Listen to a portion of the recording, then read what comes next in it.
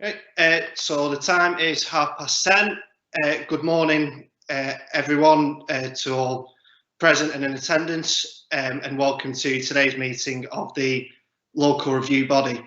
The first item of business today is the appointment of an acting chair, and so I'm going to pass straight over to Councillor Tom Gray. Thank you, Danny. Now, this is a public meeting. I know most of those within the council are aware, but very sadly, the convener of this LRB, local review body, was Councillor Henry Anderson. And as many people may be aware, Henry sadly died 2 weeks ago, or barely 2 weeks, sorry, 10 days ago, with his funeral next Tuesday. And Henry was a dedicated member of the council. He was there, he came in 2012, a dedicated member. Doesn't matter what he took it on with relish and great gusto. And the local review body was one such committee. Henry dedicated his life to the council, very much to the council and his own community. A greatly missed person. And this committee is very much weakened by Henry's lack of presence today. I would like to express our sorrow and our sympathies to his family and all who knew Henry. He was a lovely person, he really was. And consequently, we are short of a convener today. And could I suggest Councillor Wilson take over the convenership for today? I would quite happy second that, Councillor Gray. Are you content with that, Councillor Wilson? Thank you, Councillor Tom Gray and Councillor Ian James. Indeed, these are very sad circumstances, but I'm willing to convene the meeting today. Okay, thank you.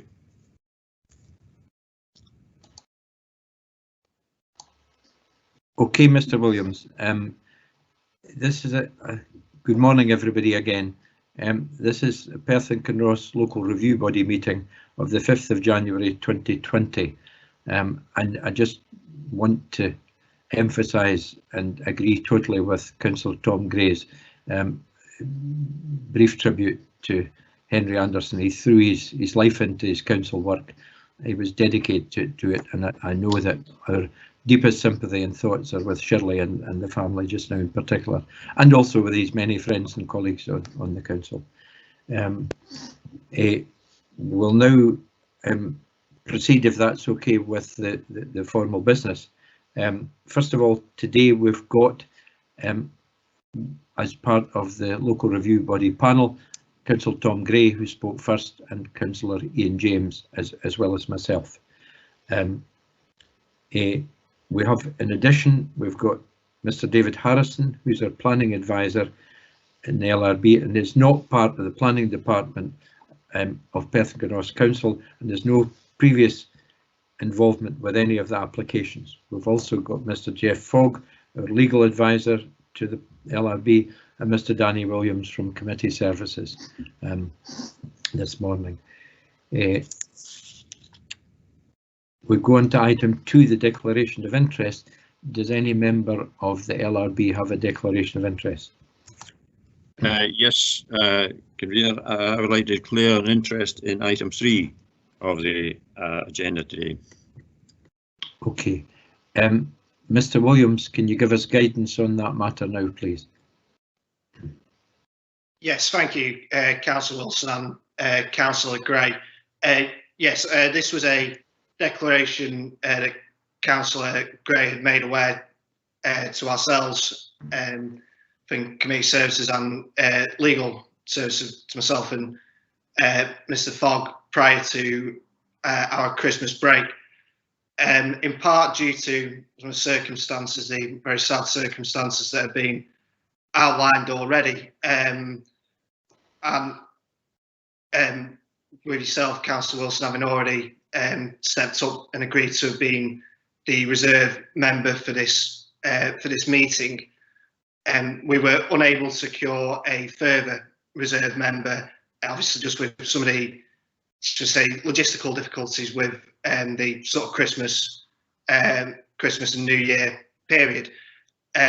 We have in committee services spoken to the applicant, made him aware of the fact that this wasn't going to go ahead today, and we will put it forward to the next available meeting of the local review body. So that's just for sort of full dexterity, if you will, the circumstances. So that won't be, that item 5.1 won't be considered today, but will be considered at the earliest possible opportunity.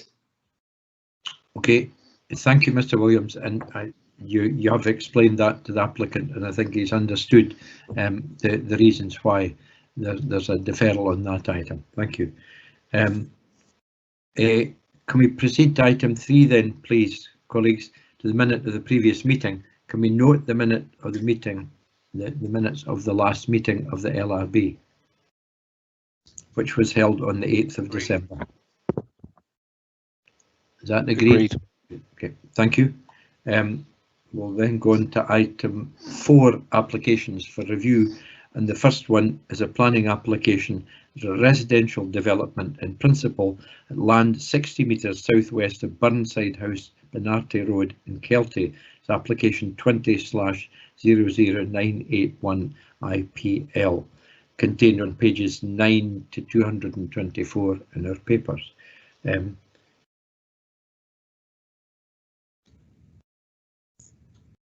I don't know if Mr. Williams will have anybody present from the applicants.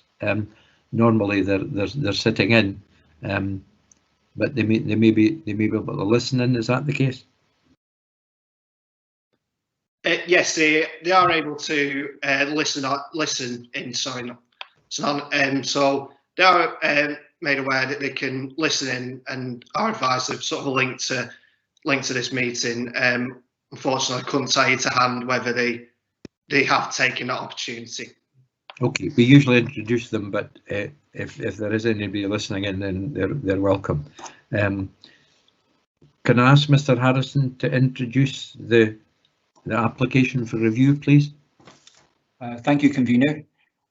As you say, this is a planning application in principle for permission for the erection of 2 dwelling houses at land 60 metres southwest of Burnside House, Benarty Road, Kelty. The site extends to some 60 metres along the Benarty Road, running west from the existing group of houses. Most of the ground is open, although there are some trees on the southern boundary next to the small burn. Farmland lies to the south and north, and a strip of woodland to the west. Access to the proposed plot would be from Benarty Road. I'll maybe just take you through some photographs now, but you might like to have pages 53 to 56 available that provides you with the location plan and the site plans. The general sequence of the photograph, and the first photograph illustrates this, is the existing houses and the site as seen from the east. Then there will be the site from 3 positions on the road frontage, then the trees and the Burnside area, some photographs of the site interior, and then views of the site from the main road. So as I say, this is in the first photograph showing the 2 most recently built houses. So on the left-hand side of the photograph, we have Burnside House, and then following that, further down the road and adjacent to the site, we have Forest View, the most recently constructed house.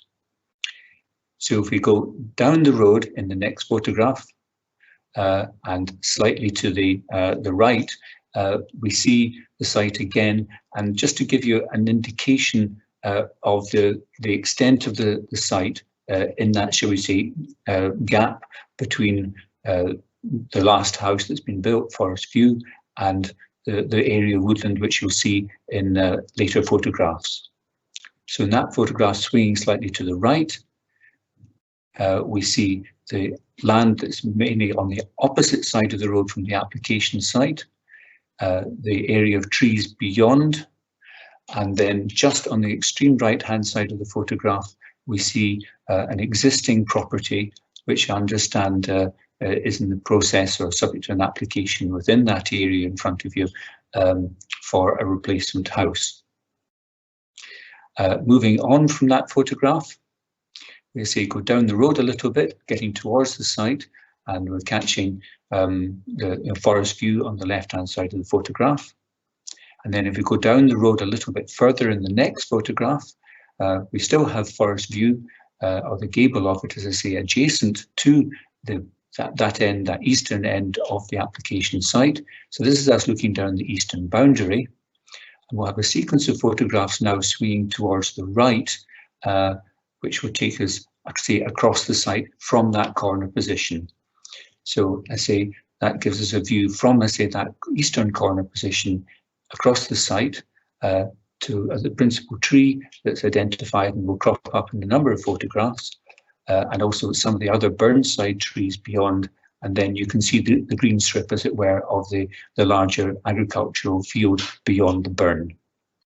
So again, from the same position, swinging round to the right, we look down the site a bit more now, and so you can get an indication of that part of the site. Swinging round again to the right again in the next photograph, we look down the road towards the woodland beyond. And swinging down again to the right of that photograph, we cross the road and we have a view up the field that's opposite the site towards Benarty Hills. Moving on, in the next photograph, we've moved to, so we say, the middle of the site, or approximately the middle of the site on the road. And this is us looking back to the most recently built houses. And then, so if we follow again down, swinging around to the right, we see the gable of Forest View and that eastern end of the site. Swinging around again in the next photograph to the right from the same position, we see the large tree and the site. And swinging around again in the next photograph, we're looking across the site. And in this particular photograph, you'll see there's an indicative illustration of where the access would be in terms of the plan you're looking at, and also an indication of the boundary, the western boundary of a previous planning application, which I say is referred to in the papers. That's the application where, shall we say, the land on the left-hand side of the photograph there was the application site for 2 houses, and we say that this will show you to some extent that, first of all, the site in that application did in fact stretch down to the burn side, and the land to the right of the photograph we're looking at the moment is additional land to that previous application. So again, if we swing round to the right in the next photograph, we see that additional area of ground, open land, and also, of course, we're catching the woodland, which is on that western edge, and the field beyond the burn. Moving on from that photograph, we'll see the third position, as it were, the far western end of the application site now, looking back towards the recently constructed houses.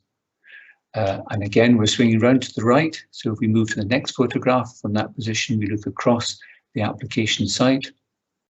And again, swinging around to the right of that in the next photograph, again, we see the indicative boundary between the previous 2018 application and the current application. And then if we swing around to the right of that photograph again, we look across the remainder of the ground on that western end of the site, on that western boundary. From there, as it were, we step into the site in the next photograph and look back along the full length of the site, as it were, right down to the gable of Forest View.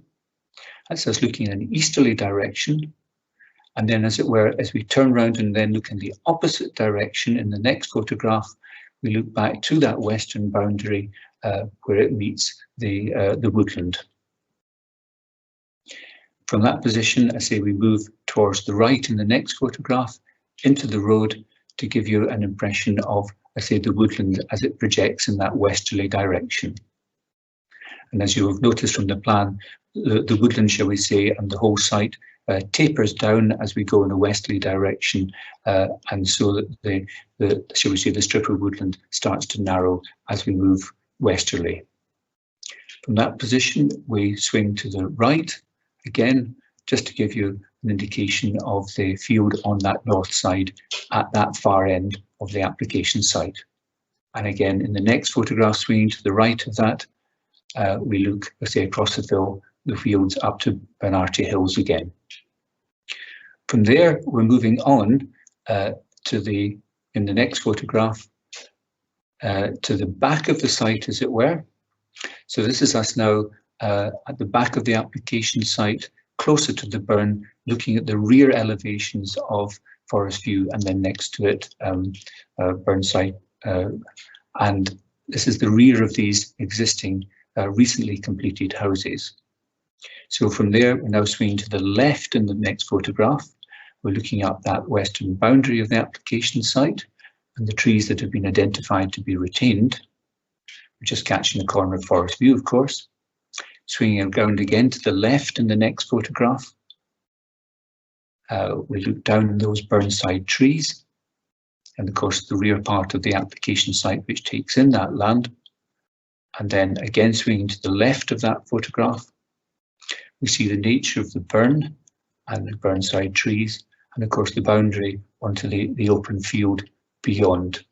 And shall we say, the dark hedge line that you see in the far distance is the main road from which the last photographs will be taken, to give you an indication of what things look like looking back towards the application site. And of course, you'll have noticed there are some photographs in that context in the papers as well. So this is the Kinnaird Burn. So if we move on from there, in the next photograph, just some interior photographs of the site.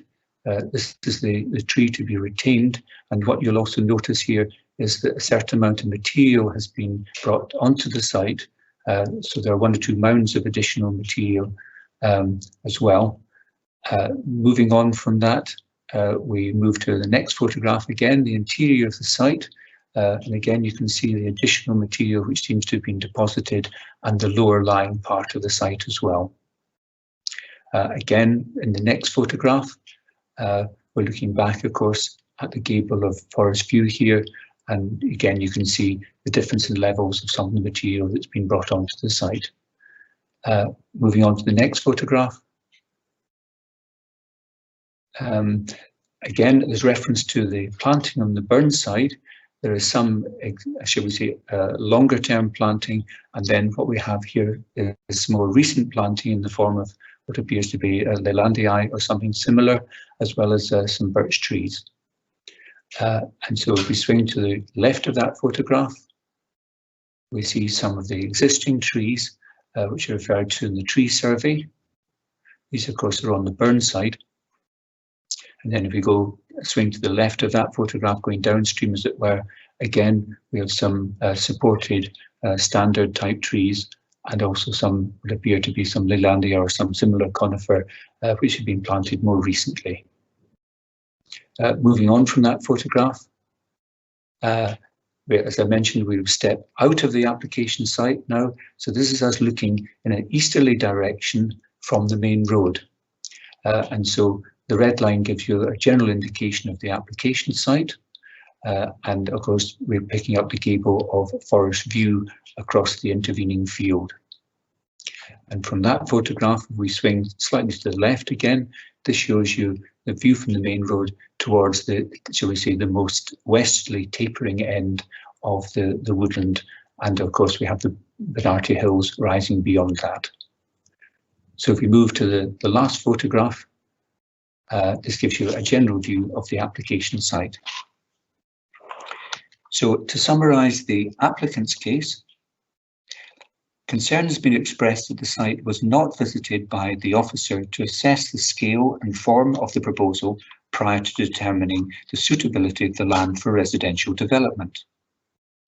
The boundary of this proposal differs from the previous applications that were refused. This proposal enlarges the previous application site by extending the application site to the Kinnaird Burn. This watercourse is seen as defining the southern boundary.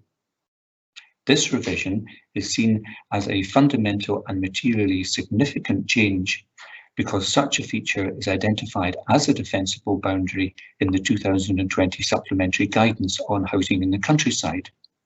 This was not part of the previous version of that guidance. The proposal is seen as complying with policies 1, Part C, 2, 6 and 9 of TAY Plan and the policy framework of Local Development Plan 2, Policy 19 concerning housing in the countryside and the associated supplementary guidance. The site is predominantly open. A survey of the trees has been submitted, although these are not seen as defining the site. Definition of the southern boundary onto the adjoining farmland is viewed as being formed by the burn.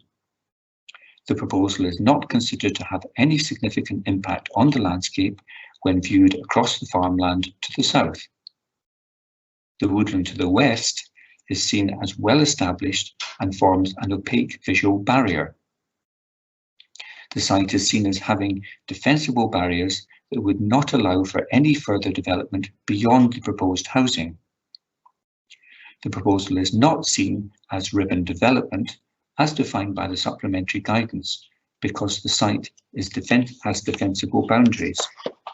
It would be served by a shared rather than a single access and would not result in a continuous row of 5 or more houses. It is seen as an extension to an existing building group into a site that is capable of absorbing the development. The proposal does not raise any technical objections regarding access, residential amenity or flooding. Issues relating to the coal mining risk, educational contribution and land contamination could be addressed through planning conditions. The applicant has not been able to respond to third-party objections as these were not available on the publicly accessible council website. Turning now to the officer's report of handling in summary, this site has recent planning history. In 2015, a proposal for housing on a similar site was refused by the council and the subsequent appeal was dismissed by the local review body. In 2016, an application for a single house plot at the eastern third of the site was refused by the council but approved on appeal by the local review body. That plot is now occupied by Forest View. A further application was submitted for 2 houses in 2018, which was refused by the council and the subsequent appeal was dismissed by the local review body. The current application site extends the most recent application site on its southern and western boundaries. As the site is out with any settlement boundary, this proposal falls to be assessed against the current Local Development Plan Policy 19 and the associated Housing in the Countryside Guide 2020. There is a building group to the east of the site. To be acceptable as an extension to that building group, the site would need to be defined by existing topography and/or well-established landscape features, and to be of a character and layout that respects the building pattern of the group. The landscape to the south and the west are not assessed as providing sufficient containment for the land to constitute a definable site capable of absorbing the development proposed. In addition, the dominant pattern of development of the building group is formed by housing on both sides of Benarty Road, whereas the proposal is viewed as creating an extended run of ribbon development on one side of the road. While the site is large enough to accommodate 2 houses with sufficient amenity space, the decision is seen as consistent with the previous refusals regarding the principle of developing the application site for residential purposes. Matters of design and ensuring adequate privacy, the protection of trees, the protection from flooding would be considerations for a detailed submission. In conclusion, the current application is not considered to comply with Housing in the Countryside policy and guidance. Turning to representations, there is one objection regarding the proposal as not according with Local Development Plan policy, being an overdevelopment of the site, concern regarding the loss of trees, and the standard of access to the site. In addition, there are 3 representations supporting the proposal as an enhancement of the area and as economic development that should be encouraged. In this case, there is a request for a site visit by the applicant, but there is no request for a hearing. Thank you, Convener.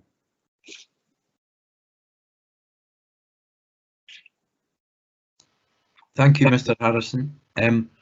Are there questions for officers as a result of that presentation? Councillor Ian James first. Thanks, Convener. Mr. Harrison, I took the liberty, because the circumstances we find ourselves in, of looking at Street View on Google Maps, and none of the buildings, Forest View, what have you, seem to be there. So I did actually go down there and have a look at this site. Am I right in thinking that with the previous application for the houses along the Forest View, there should have been, there was conditioned for trees to be planted where this site actually is now? Yes, as you say, first of all, Forest View was granted by the local review body on appeal, as a subject to a number of conditions, one of which, I'll see if we can get it to hand here. There were 2 conditions in relation to trees and landscaping, one of which, condition 2, involved the retention of an existing tree which was to the rear of that house. But I think the condition that you're referring to was condition 10, which was basically along the lines of, prior to development commencing, a detailed landscaping scheme be submitted to provide what was called structural landscaping at that time, basically to the west, in other words, to the immediately adjacent, and well, we don't know to what extent beyond, but adjacent to that that new house. From recollection, the members, and it was different members from yourselves, of course, the members at that time were of the view that they were minded to grant consent for Forest View on the basis that that would be effectively the last house, and there would be an opportunity to reinforce the woodland aspect in the open ground here as part of, should we say, supporting the definition of that last house as a definable site. Thank you. Okay, Councillor Tom Gray. Yes, thank you, Convener. Mr. Harrison, when you were describing the photographs, you said that the burn actually went, if my interpretation is correct, from west to east. It flowed from west to east. Is this correct? Yes, it's flowing in the direction of Lochore Meadows. All right. That helps you. So as you see, it's going from the western side down towards the east, towards Kelty. Yes. Okay. And on looking at the road on the map, on the picture which is here, it looks to my mind as if the road is coming downhill from east to west. Is that correct? I would actually say the road is virtually flat. Okay. It may just be the photograph. I wouldn't say there's any significant difference in levels as far as the road is concerned. There's a slight difference in levels between the road and the application site, and maybe this photograph helped to give you a little bit of an impression of that. But it's not. The ground, generally speaking, in that area, you probably say is fairly flat, and you probably picked up from the photograph which showed the adjoining field on the other side of the Kinnaird Burn. It's completely flat. Right. Okay, thank you. That's good. It's the ground on the opposite side of the road as you go up towards Benarty Hill. The field on the other side, that's where the ground starts to rise. Right, thank you. I'm intrigued by this condition in the last application here, which finally gave us Forest View. The distance into this area, the extent to which replanting was to have been carried out. in that condition. Could you explain any more on that? Well, the extent of it wasn't defined by the condition. Again, I'm really interpreting something here because there wasn't an actual, shall we say, proposal for planting put forward. I see I'm relying on my memory now. It wasn't a proposal for planting as such put forward as part of that application. The application site was solely the land that you see associated with Forest View. And the question did arise of, would the applicant have control over the adjoining land to be able to undertake any landscaping? Because again, from memory, I think he was suggesting that was something that could be done. And so that was checked at the time to make sure he did have sufficient control of the adjoining land to enable a condition to be put onto that particular consent. And certainly the application site you see in front of you here would appear to be, continue to be within the applicant's control. Right, thank you. One further point. The site, there was reference made to the site being a brownfield site. I've got to say, to my mind, it appears to be an adjunct to a building site in as much as it's used for depositing earth material and building materials, and that, to my mind, looks to be the extent to which it's a brownfield site. Would that be a correct interpretation? Well, I said we're both relying, shall we say, on the evidence of our eyes. My understanding is, and certainly the evidence which we see on site would certainly suggest it's been at least used in part for depositing material, whether that be soil of some sort, or for that matter, one or two bits of building material. Apart from that, I say we both have to go back to the evidence of our eyes. It's possible also there has been more vegetation on the site than this photograph suggests in the relatively recent past. You might have noticed in an earlier photograph that there seemed to be roadside, possibly trees, but certainly scrub, which has been cleared and is open now, and is even within this photograph, there appears to have been a certain amount of regeneration from the, shall we say, the root base of that previous vegetation. So I think it's more open than it's been in the relatively recent past. Although I think it would be difficult to say from the photographs that we have, and also from the information submitted by the applicant, that the site has been dense woodland. There may have been some more trees, but I don't think it's historically been, in the recent past, that is, dense woodland. Although, of course, the area where you see the houses having been built recently, and that side of the road, certainly in the last few decades, has changed from being woodland to being a residential area. Thank you. No more questions. Okay, thank you. A couple of questions from myself, Mr. Harrison. And I'm on page 54 of the papers, where there's the outline plan of the application. To the right, first of all, is Forest View, you've been on site, Mr. Harrison, is Forest View finished with the house? It looked as if it was about to be finished, but is the construction complete? I think, yes, it's certainly complete and appears to be occupied, and probably has been for a little time, yes. Okay, to the right of Forest View, there's two dotted lines that look like a gap between Forest View and Burnside House. Yeah. Is that a track, or? Yes, so there's a gap, an access gap, you might say, between the two houses down towards the burn. It's not, shall we say, a major road, but there is a means of access between the properties, yes. Okay, thank you. My main question relates to the difference of opinion, if I can put it that way, between the applicant and the planning service in relation to 2 points. One's ribbon development, I'll come to that in a minute, but also the definition of boundaries of the site. Now, what's quite clear is that Forest View on the east and Benarty Road, approximately on the north, are defined boundaries. There's a house and a road, so I think they qualify.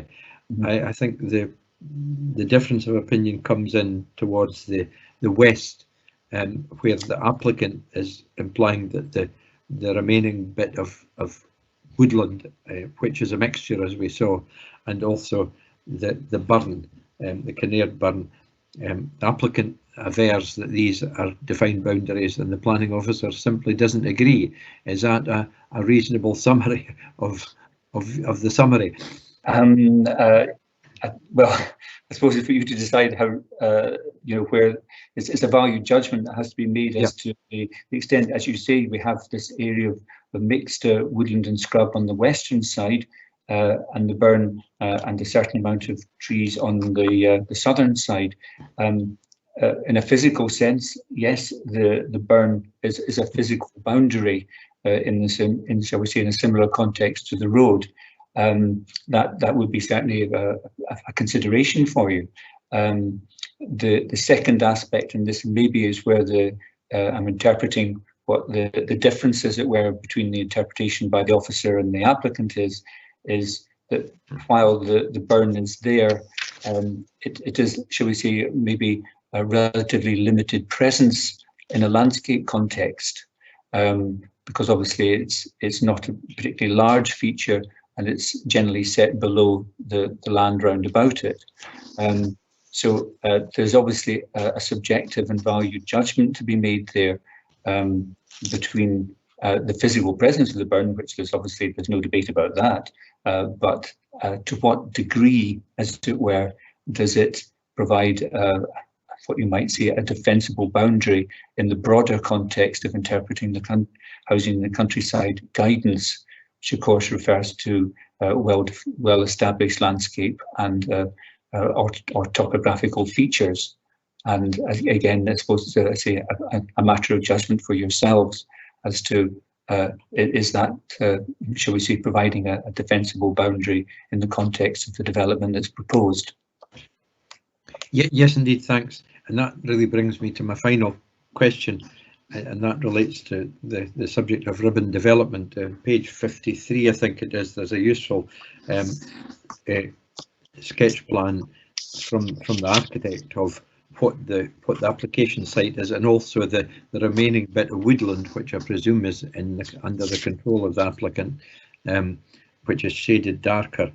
And the argument about ribbon development, I think, is partly defined by this application, but also defined by the fact that that area of land tapers away to a point where it wouldn't be possible to include any more. There's always a concern of precedent in these applications, but the land going towards the Blairfordle farm and the junction with the main road tapers away to the point where any useful other potential development land would not exist because of the width of the boundary between the road and the burn. Is that's my interpretation, Mr. Harrison. I'm not putting words in your mouth, but there is a tapering factor to that area of land. Clearly there is, and there's. I'm aware that flooding was considered to be an issue as well. So I don't know whether, and I just don't know, to be quite clear, whether or not that would influence the developability, if I can put it that way, of that land as well. And there's a certain amount of difference in levels between the road and the burn as you go down that taper too. I mean, I have an extract from the guidance on ribbon development. If there were any questions which you wish to ask me about that, or whether you wish me to actually read it to you. Is it relatively short? Because if it's relatively short, then it would be a benefit for us to hear it. Yes. Okay. It's relatively short. It's and the definition of ribbon development in your current guidance. It says proposals which create or contribute towards ribbon development will not be supported.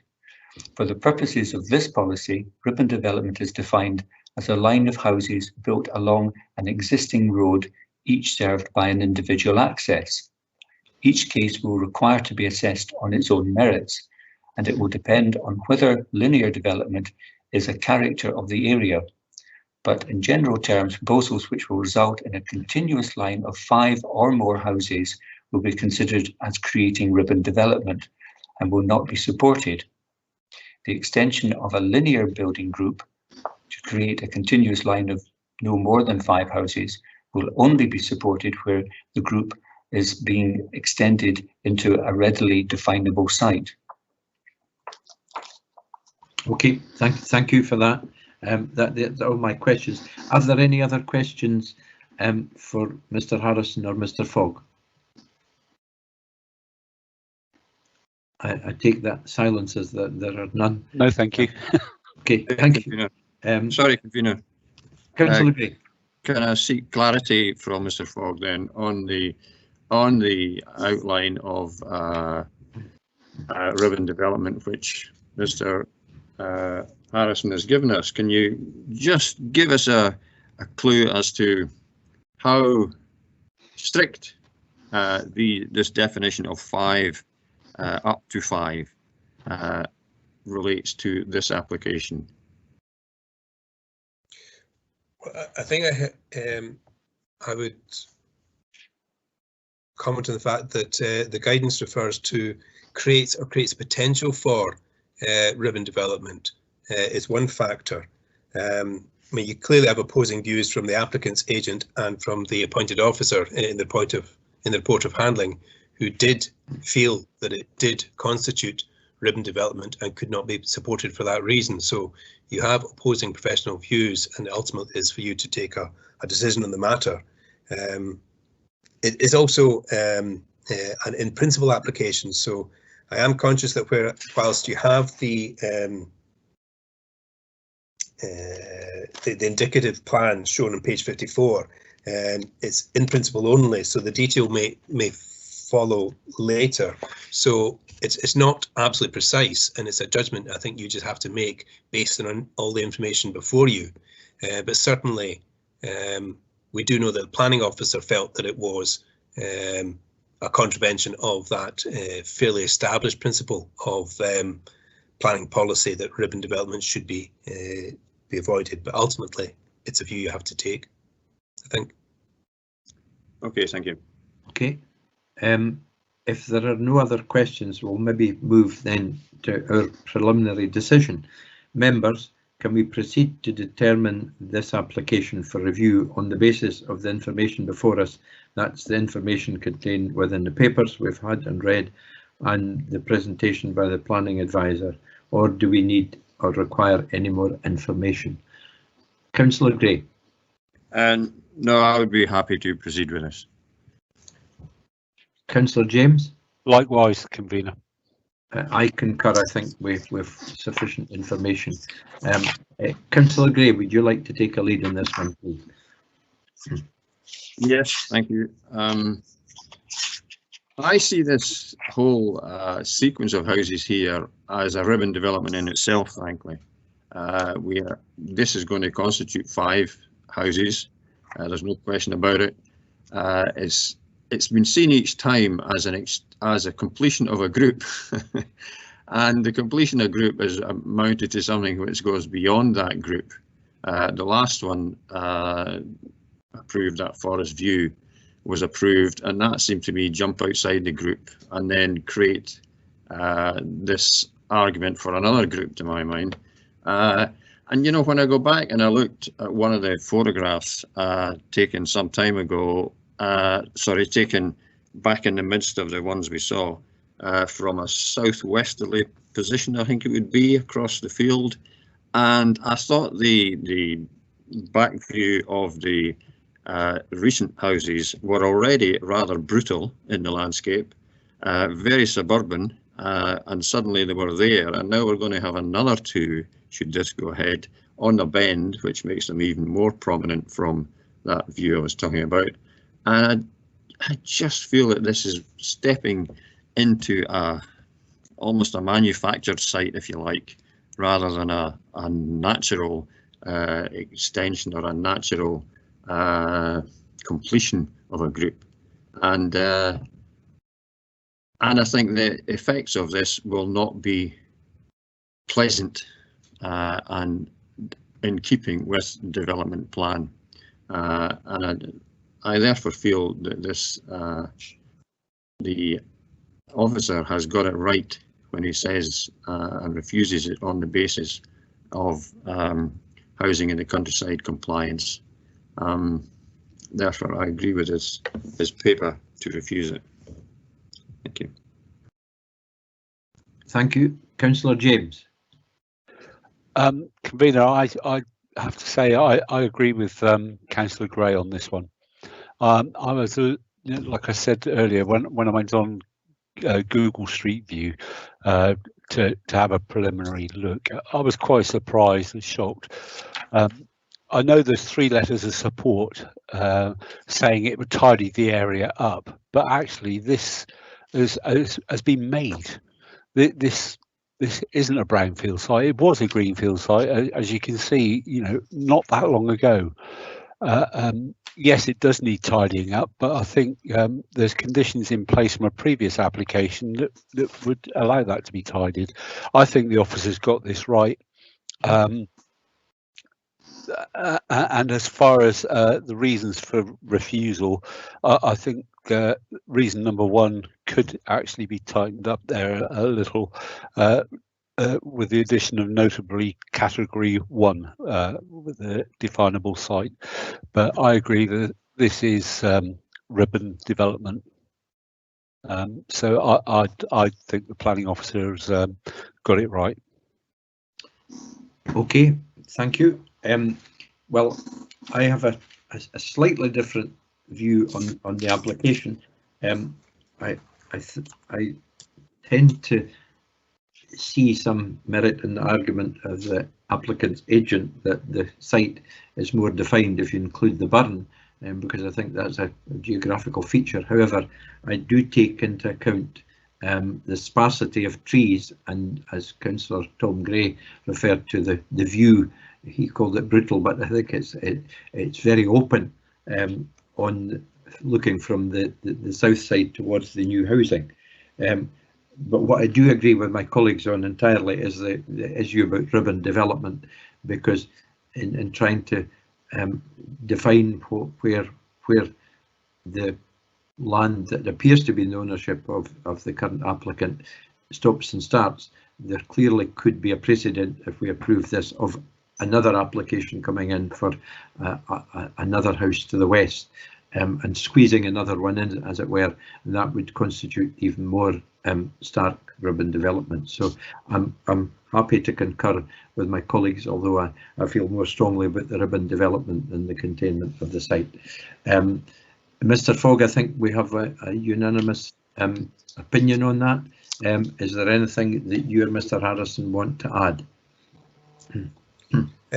No, only that I heard Councillor James recommend further specification in the first reason for refusal to bring in the absence of a defined site as part of the reasons, and it might be helpful to clarify if both yourself and Councillor Gray are content for that additional detail to be incorporated as your reason for refusal in the first reason. Councillor James? Or Councillor Gray, sorry. Yes, indeed, yeah. I too am happy with that. I think that's helpful. Okay, we have a decision, and the decision of the LRB is that we do not uphold the review, and that the view of the planning service is sustained. There is an issue regarding enforcement, but we are not here to adjudicate on that, but no doubt that may be taken up with the planning service if there's an extant condition in regard to this site. Now that we've made that decision regarding tree planting, no doubt the planning service and the applicant will take that up in due course. Okay, that completes that item. We go on to the next one now, and that is the erection of a dwelling house, land 90 metres south of West Bank Farm Yard, West Bank Road, Longforgan. That's application 20/00906/20. FLL. Mr. Harrison, would you like to introduce this and give us your report on this one, please? Thank you, Convener. As you say, this is a detailed planning application for the erection of a house at land to the southeast of Westbank Farm, Longforgan. The rectangular site extends to some 3,300 square metres, that's just over an acre in size, and would be accessed from the farm track, which exits from Westbank Road. The land is currently used as a horse paddock, as is most of the immediately surrounding land. It slopes slightly from north to south. Three sides of the site, to the east, south and west, face out onto the surrounding paddocks. To the north, there is an embankment some 3 metres in height of made-up ground used as a hollier's yard. The existing house and the buildings and stables enclose the northern and eastern sides of the yard respectively. The proposed house would be a single-storey pitched roof in form in a contemporary style using traditional materials externally. It would be a substantial building measuring some 31 metres in length by 13 metres at its widest. A detached double garage is also proposed. I'll maybe take you through some photographs now, but you might like to have pages 2, 3, 7 onwards to provide you with a location plan, site plan, and plans of the proposed house. As you can see in the first photograph here, the general sequence is approaching the site from the east along Wellbank Road, then the existing house, Collier's Yard and buildings, and then the site as seen from the west, the south and the east. And then finally some details of the existing buildings.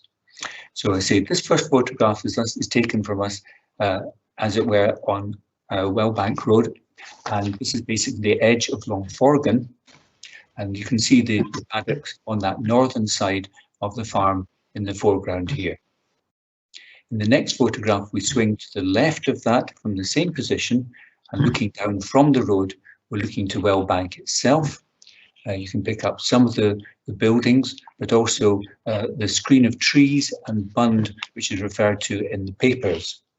The site is beyond that tree screen, and I think the applicant makes the point in his submission that the proposed house would not be generally viewed from Longforgan. From that position, we move down into the application site itself, and this is us, I say, looking up back to Longforgan now, and up the access road to the farm itself, looking in a northerly direction, and we also see on the extreme left-hand side of the photograph what one might loosely describe as the western outside horse riding arena. There'll then be a sequence of photographs now swinging to the right, which will bring us all the way around and back to that arena.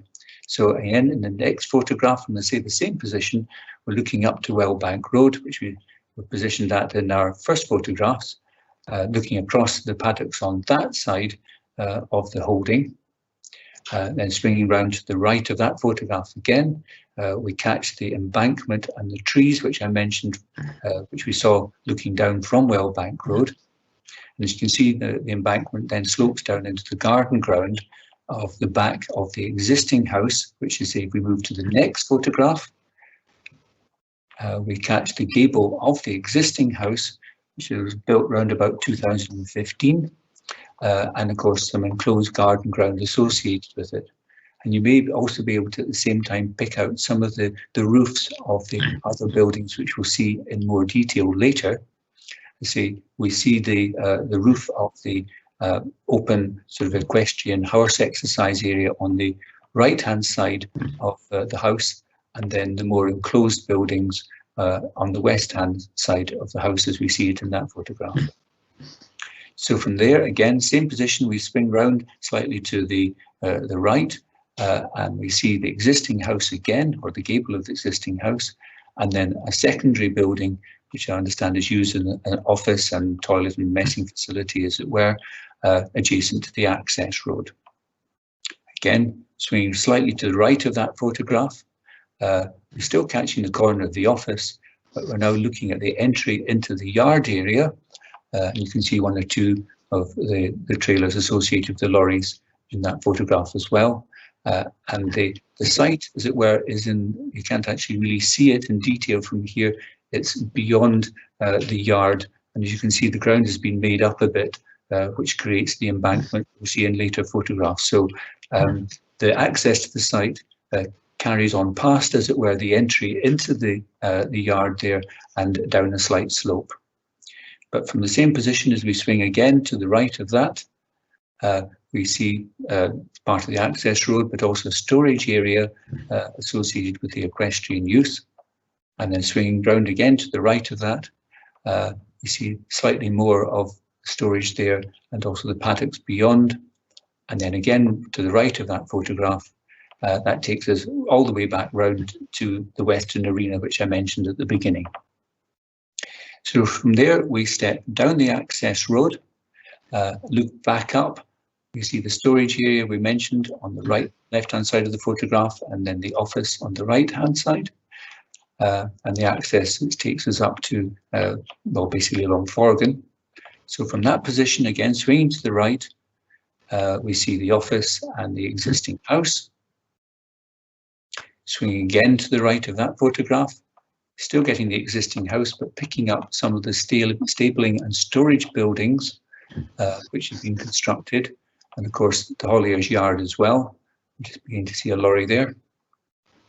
And swinging to the right of that photograph, in the next one, we see quite clearly the stabling and storage buildings, which I say there'll be a little more detail of later. Obviously the yard and some of the lorries that are parked there, and we're just catching the roof of the indoor horse exercising arena on the extreme right-hand side of the photograph too. Swinging round to the right of that again, we see the remaining part of the yard, the indoor arena, in that, so we see that more elevated and built up part of the yard.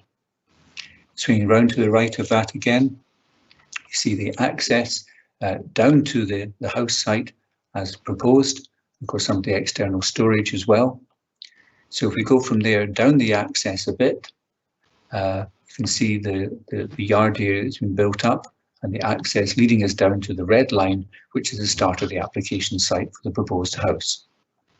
So from there, if we go down the access road, go down past that, we start to get into the main part of the application site. So this is the entry to the site, looking in that southerly direction across some additional paddocks to say on that southern side. And then there'll be some photographs now swinging to the left. In the next photograph, we get the main body of the house site itself. And swinging round again to the left of that, we're still looking at the application site. But as you can see, there's a relationship to the indoor arena with the gable of that arena there from that position. And swinging round again to the left of that photograph, we're looking from the entry into the application site up to the level of the Holliers Yard and the made-up ground that you see there. So this is the backcloth or the embankment, which is referred to in the applicant's papers. Swinging around again to the left of that photograph, we look back up to the areas where we saw the office and the existing house. So from there, we're going to step back and I say that southerly direction, the next photograph, right down to the southwestern corner of the site. So this is us looking in a northerly direction back up towards Longforgan in the far distance, as it were. So this is how the site appears from the lower paddocks, as it were. And so if we swing to the right of that, in the next photograph, we see basically the application site and its relationship to the existing house, which you can just catch the roof of there, and the arena, which is the main gable that you see on the right-hand side of the photograph. And of course, we have the actual application site, which is currently used as the paddock ground. Swinging to the right of that photograph in the next photograph, we're still catching the arena, but you can see the relationship of the site to the adjoining paddocks. From there, we step up into the area next to the indoor arena. So again, this is just to show you the site from that position as well. This is in the northeastern corner. We see some of the buildings, and notably you see the indoor arena, which is the closest building to the application site. So swinging around to the right of that photograph, we're catching the riding arena, which you can see is open-sided. Swinging around to the right of that photograph, we see basically the land to the east of the application site, which is largely used for paddocks. Swinging around to the right of that photograph again, we now look across the application site to the land beyond, looking in a southerly direction. Swinging around again to the right of that photograph, we look at the main part of the application site. And then swinging around again to the right of the photograph, we're looking down that made-up ground which forms the yard, the embankment we referred to earlier on that edge of the application site. That's us looking, say, in a westerly direction now. From there, we step right away from the application site itself, and just to give you an indication of the buildings, this is obviously the open horse exercising riding area, as it were, which is both a covered part of it and then a fairly extensive open horse exercise arena, if that's the right way of describing it. You'll probably pick up some of the other buildings through that as well. So if we move from there, in the next photograph, we move into the yard. You can see the riding arena as seen from the yard. We're of course picking up the stabling as well, the main stable block that is on the extreme left-hand side of that photograph. So if we swing round slightly to the left, that's the elevation of the main stable block. And then again from within the yard. And then if we swing around the next photograph, this is a combination, I think, of a stable block and a storage building as well. So if we move to the next photograph, I'll just leave you with that general picture of the site itself. Turning now to the applicant's case in summary, concern is expressed that no site visit was undertaken and no further information requested prior to the determination of the application. The pre-application inquiry response is seen as being supportive of the proposal. The site is seen as part of a building group, including a farmhouse, office, stabling, transport yard, and covered riding arena. It is not seen as being in the open countryside and is sited in the most appropriate position in terms of providing access to and oversight of the equestrian operations. The embankment would provide a backdrop and the house would be screened from Longforgan by existing buildings and landscaping. It is also viewed as forming a distinct and tidy edge to this building group, thereby enhancing the amenity of the locality. The applicant's family business involves both this location and a holding at Netherton, Aberargie, where there is an equestrian enterprise supported by the presence of a house. The applicant has expanded his business at Westbank, including the erection of stables and the covered riding arena. He has aspirations to expand this business further. The Holliers business has a license for up to 15 vehicles and is identified as requiring full-time management and oversight. The existing house is occupied by a family member who undertakes this work. They are not able to contribute to any of the equestrian activities. The proposed house is seen as required to oversee the security and welfare of the livery horses. Turning now in summary to the officer's report of handling, this greenfield site lies adjacent to a group of buildings, yard and a house some 300 metres from Longforgan. It is part of a series of paddocks. The proposal is therefore assessed in relation to Local Development Plan Policy 17 and the associated Housing in the Countryside guidance. The applicant currently lives close by in Longforgan. he wishes to build a house at this location to oversee an existing equestrian livery enterprise. The existing house was built around 2015, specifically to provide an on-site presence for the transport yard and security for the equestrian livery enterprise. This house is currently occupied by a family member. The proposal falls to be assessed as an extension to a building group. However, the Housing in the Countryside guidance relating to Local Development Plan Policy 17 requires that the majority of the buildings in a group to be either residential or suitable for conversion to houses.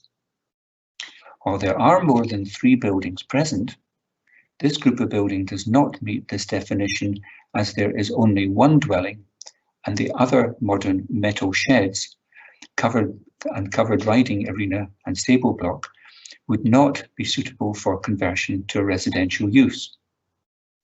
Similarly, as the site is effectively a paddock in use, it does not meet the definition of rural brownfield land.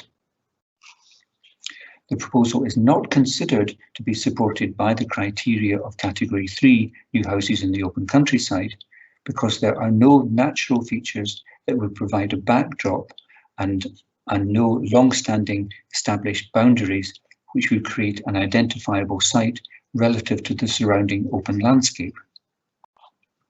The proposal has also been assessed against its possible justification in support as an economic activity. It is not considered that the justification for the proposed house being an essential to the continued operation of the equestrian business has been demonstrated. In that context, it is noted that the justification for the existing house included oversight and security for the horses. It is accepted that the equestrian aspect of the business has grown in recent years. However, the Housing in the Countryside guidance states that for non-farming businesses, the essential need for a new house requires to be demonstrated, usually through a business plan. No business plan has been submitted showing the need for an additional on-site worker. This is seen as being particularly necessary as there is already a house on site. While the proposed house is single-storey and uses traditional materials, its location is seen as continuing the existing piecemeal sprawl of development at this location. In that sense, the development is not considered to enhance the built and natural environment. The site is seen as lacking a landscape framework which could accommodate the house due to its openness to the surrounding countryside, a key factor in assessing the proposal against the Housing in the Countryside guidance. In this case, there are no representations. However, the applicant has requested both a site visit and a hearing. Thank you, Convener. Thank you very much, Mr. Harrison. Now the questions for either Mr. Harrison or Mr. Fogg. Councillor Tom Gray. Thank you, Convener. The lorry element in this here, there was reference to Aberargie or elsewhere where lorries are stationed. What's the connection with this other place? And is the registration for 15 lorries relevant to this site? Does it relate specifically to this site? Could someone clarify, please?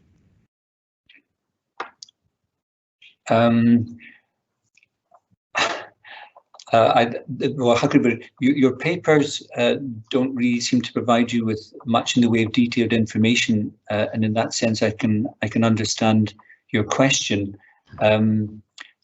I did a little bit of background, just basically on site to try and understand this a little bit more. I see that the company, which I think is J&L Wilkie and Co, is a company which has its business address at the Aberargie at Netherton, which is near the Bridge of Erne. So it appears that there are, should we say, different parts to the applicant's broader family business. and the zone papers, of course, do refer to Netherton and the equestrian use that takes place there. So I say we don't have, as the officer said, we don't have a detailed business plan which might clarify that.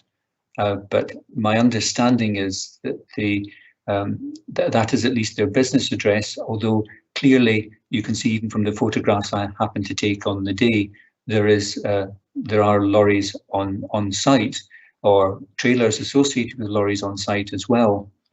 So my understanding is that it may be that both things are happening, and it would appear, and I have no reason to doubt, that the person who occupies the existing house has is involved and possibly full-time involved, and possibly even more than that. I just can't be absolutely sure, but clearly there's a connection between the occupation of the existing house and the hauliers' activities, which I assume are taking place on site.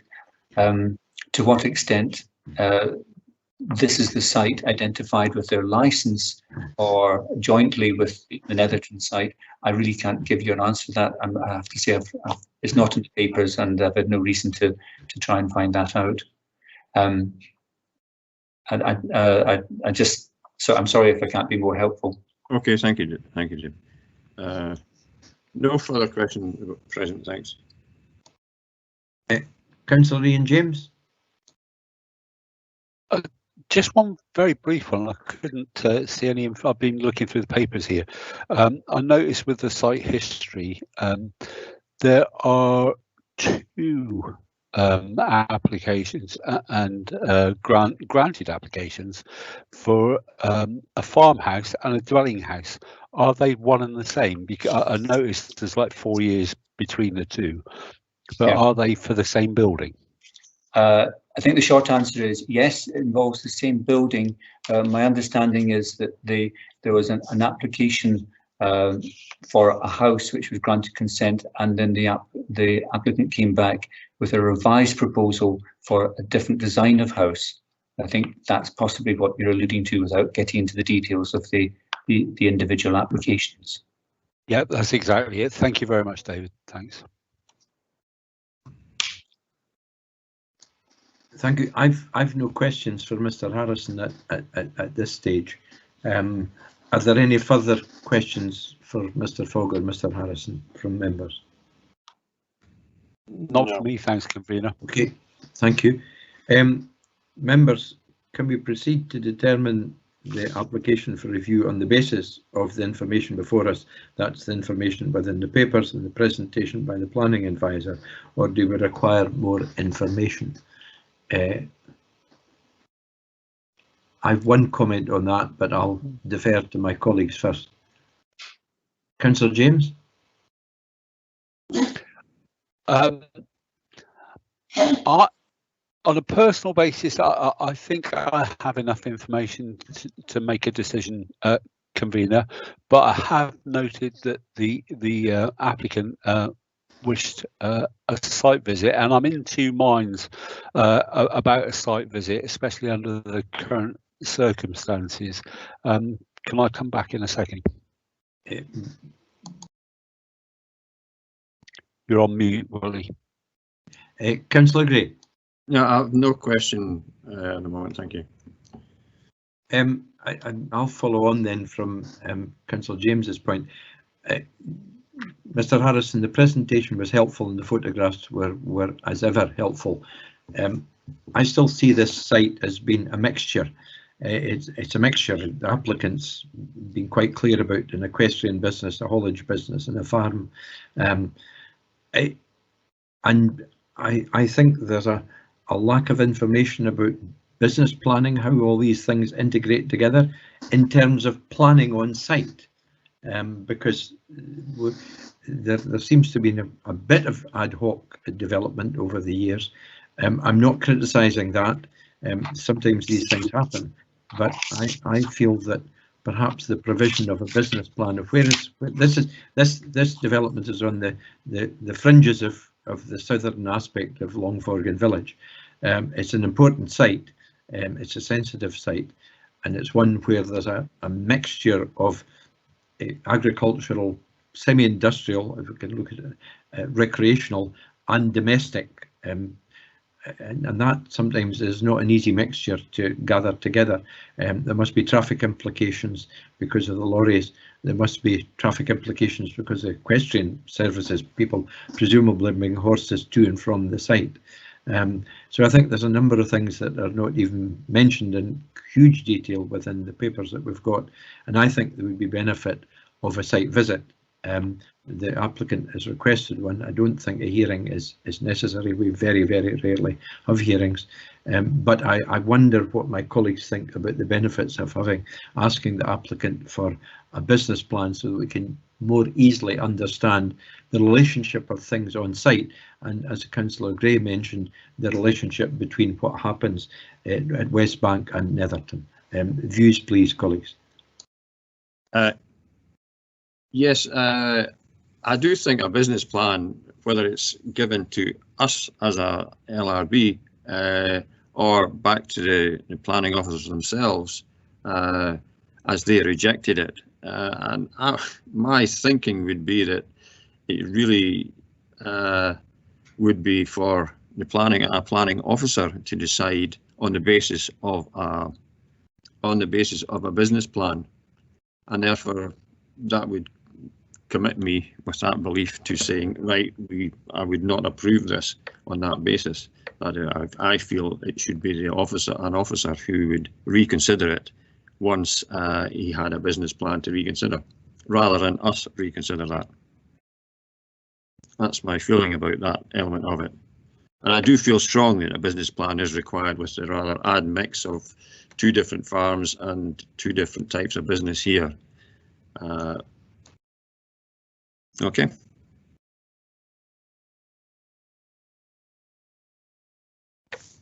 Mute, Willie.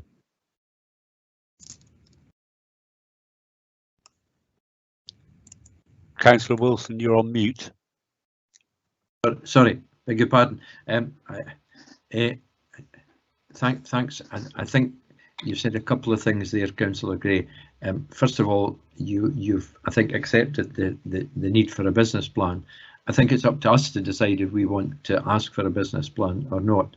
And I don't think you were arguing against the site visit proposition, but you've also indicated that you're not in favour, as things stand at the moment, of upholding the review of the application. Now, I think going back to procedure, I've suggested we do a site visit, and I think Councillor James has tacitly agreed with that. I think our custom and practice is if 1 or 2 members of the panel ask for a site visit, we go on one. But I'm just wondering, Councillor Gray, if you can be specific, if we're to do a site visit, would it be helpful to ask the applicant for a business plan prior to us having that site visit? Frankly, I don't see a need for a site visit. That's the first point I would say. Having seen, a great display of photographs from Mr. Harrison, I've got a good, clear picture, and also can be seen from Google Earth views. You can see the layout as the buildings relate to one another. Something that didn't come up was actually a pylon line which crosses from north east to southwest, right across, in fact, right through the site for the new proposed dwelling house, which slightly surprised me. So the site visit doesn't really concern me. I don't see a need for that. It's a difficult thing to do these days, we're all aware of that.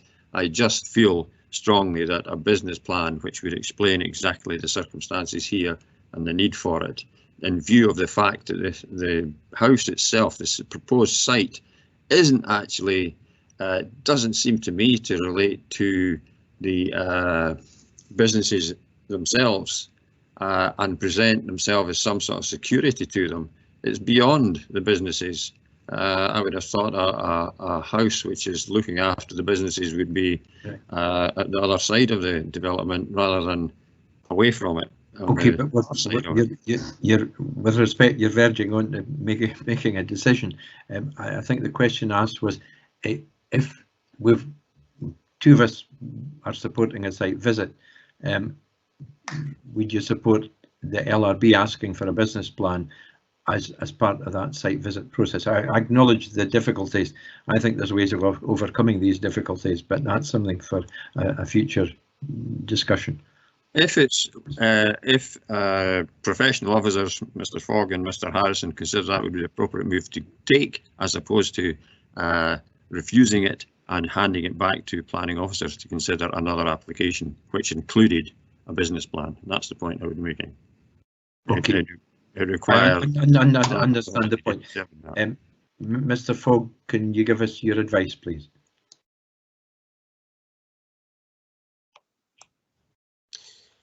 Yes, I appreciate you would like absolute answers and definitive statements, but that's a point where this is difficult.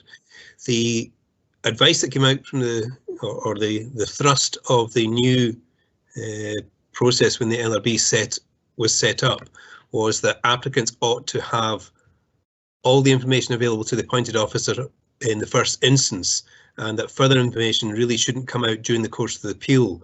This was something that was made by local authorities as the bill was progressing and up to the 2006 Act, and there was a drive to make sure that appeals weren't used as an opportunity to have a better improved case. It should be all up front, and therefore if there was insufficient information, it should be rejected.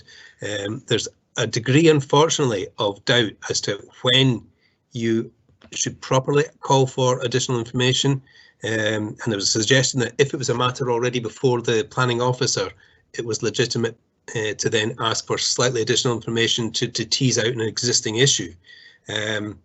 So that's the dilemma. There was a hope that both reporters and the LRB would give some support to planning officers in not encouraging applicants to be allowed to give additional information at the appeal stage. If it's not sufficient, it's refused, perhaps because of lack of information, and it is clearer that a strong message is given that the full information should be submitted up front, and the planning officer indicated that there's not a business plan in a conventional form sought by the supplementary planning guidance accompanying this application, and therefore in the face of it, Councillor Gray is quite justified in saying no, it's cleaner if it's refused today, and if there is a better case to be made, that gets made to the planning officer in a fresh application. Against that, you would be entitled to give a further opportunity through this review process. I can't tell you what you must do. I've identified the competing considerations. You've got a clear view from Councillor Gray. He could be justified by that. There is some government guidance that favours that. That really it should be all presented at the onset, not in dribs and drabs. But you would be permitted, and it would be competent for you to do so if that was your choice. I did, if I may, sense you were slightly at cross purposes between what you were saying and Councillor Gray was saying. You were saying in the procedural matter of if one or more members call for a site visit, the convention is that one happens, and you're right in that. Councillor Gray was pointing out that for his part, he didn't feel it was necessary, and he felt that the application was deficient and therefore it should be refused for that reason. And if there's a more complete case to be made, that should be made in a fresh application and considered holistically by a planning officer at a later date. I don't think I can be more. I can't tell you what is the one thing you do. It's a choice you have to make this morning, Convener. No, Mr. Fogg. Thank you very much indeed. That's very helpful. Councillor James, would you want to comment further, and then we'll proceed to make a decision? This is a very difficult one, Convener, and Mr. Fogg, your advice is sound. Thank you very much for that.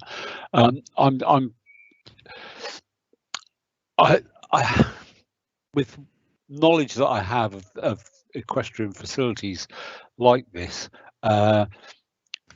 I think I would have enough information. However, I do take Councillor Gray's point, and he makes a very valid point that a site visit probably isn't the right thing, and a business plan should come back to officers in a fresh application, and I think that's what was missing in the first place.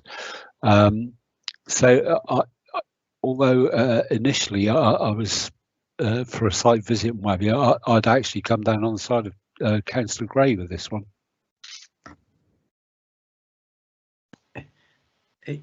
It would be easy for me to say, well, I've asked for a site visit and we'll go on one.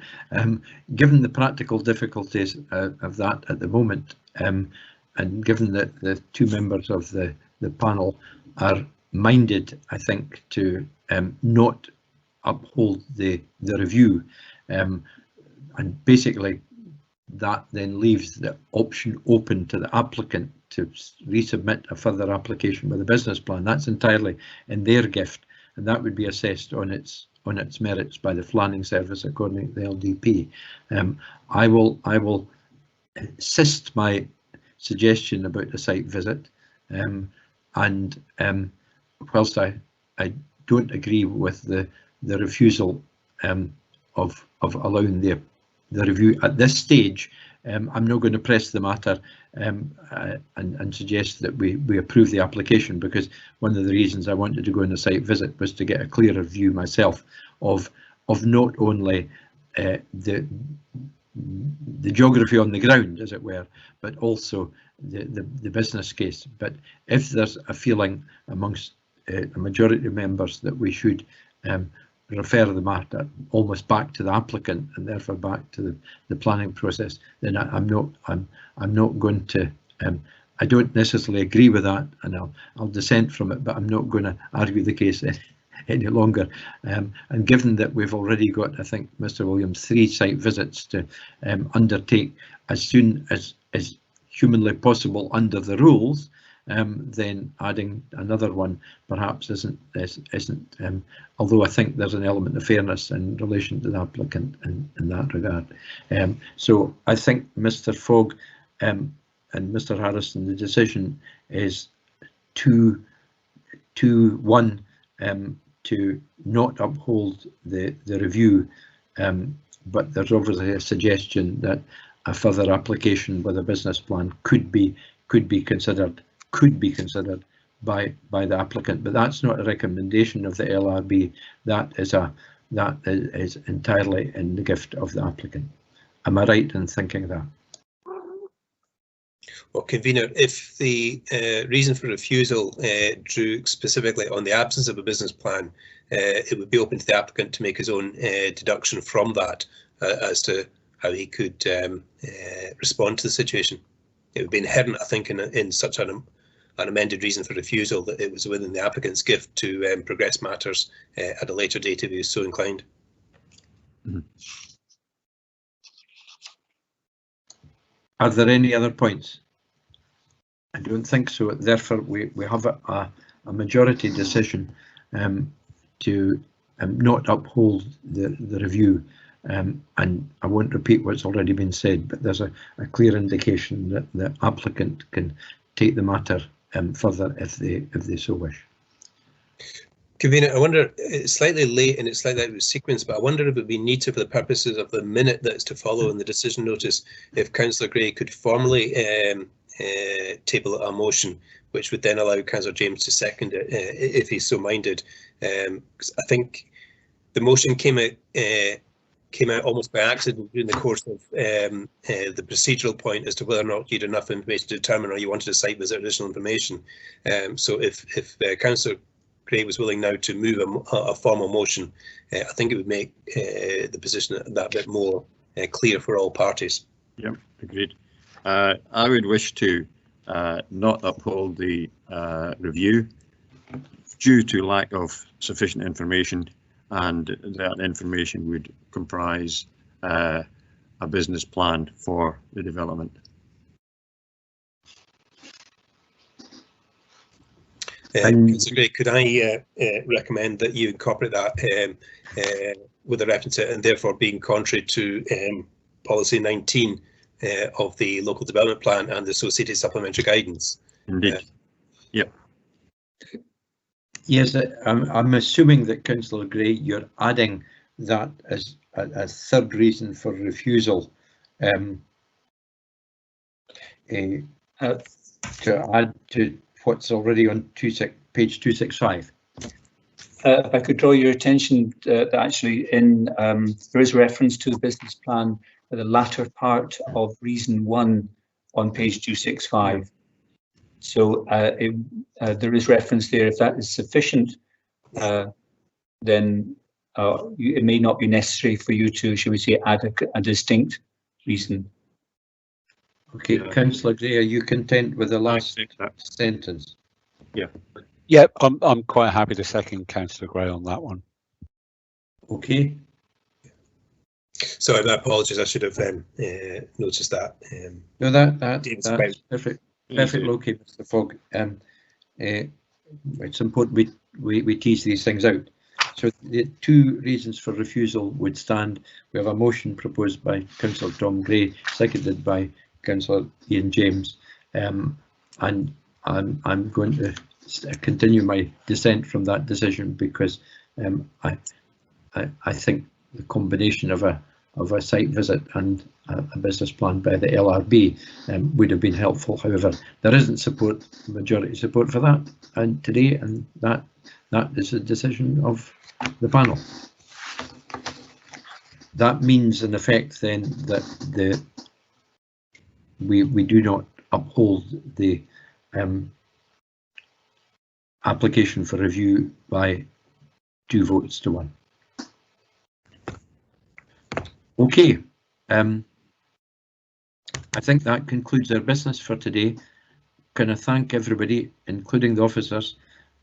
We said at the very beginning of the meeting that we expressed our sadness at the loss of our convener, Henry Anderson, and I know that has had cast a shadow on today's deliberations to a great extent.